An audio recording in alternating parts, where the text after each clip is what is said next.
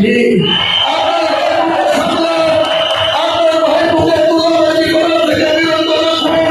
আপনি নিজে ক্ষমতা রাখুন। আপনি পুলিশ মন্ত্রী, একটা আইসির পোস্টিং দিতে গেলে আপনার ভাই পুলিশ 70 লাখ থেকে 1.5 কোটি গুনতে হয়। একটা জেলার এসপিকে পোস্টিং দিতে হলে আপনি পুলিশ মন্ত্রী, আপনার ভাই আগে 2 কোটি টাকা নেয়, তারপরে তার এসপির পোস্টিং হয়। আপনাদের রেজিনগর বিধানসভার সর্বস্তরের মানুষের কাছে আমি ক্ষমা চেয়ে নিচ্ছি।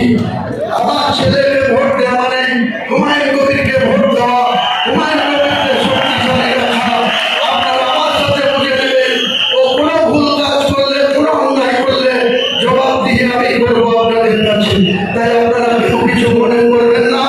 আমি বলছি, যদি থাকা যেত দুটোতেই থাকতাম, কোনো মতেই থাকা যায় না। কাজেই ভারতবর্ষের রাজনীতিতে 4 জন ব্যক্তির এই রেকর্ড হলো। এক মোদিজি 2 সিটে এমপিতে দাঁড়িয়ে তিনি দুটোতেই জিতেছিলেন, আর রাহুল গান্ধী 2 সিটে দাঁড়িয়ে দুটোতেই জিতে একটাতে রিজাইন দিয়ে তার দিদি প্রিয়াঙ্কা গান্ধীকে সাংসদ করেছে। আর শুভেন্দু অধিকারীও দুটোতে দাঁড়িয়ে জিতেছে। আর মুর্শিদাবাদের রেজিনগর এবং নওদার মানুষের ভালোবাসায় আমিও এটা একটা নজির সৃষ্টি করলাম, রেকর্ড সৃষ্টি করলাম। তাই রেজিনগরের মানুষকে আরেকবার ধন্যবাদ জানাবো, সালাম জানাবো, আদাব জানাবো।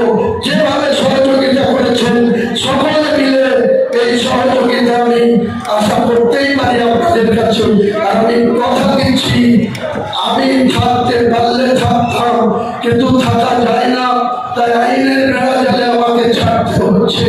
রেজিনগর আমার হৃদপিণ্ড, রেজিনগর আমার জন্মস্থান, রেজিনগর আমি 63 বছর বসবাস করছি।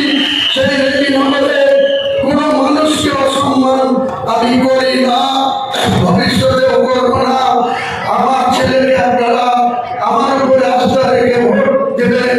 আমজনতা উন্নয়নের বাঁশি চিনলে আগামী দিনে আমাদের মূল টার্গেট হবে পঞ্চায়েত দখল করা, গোটা রাজ্যের গোটা জেলায়।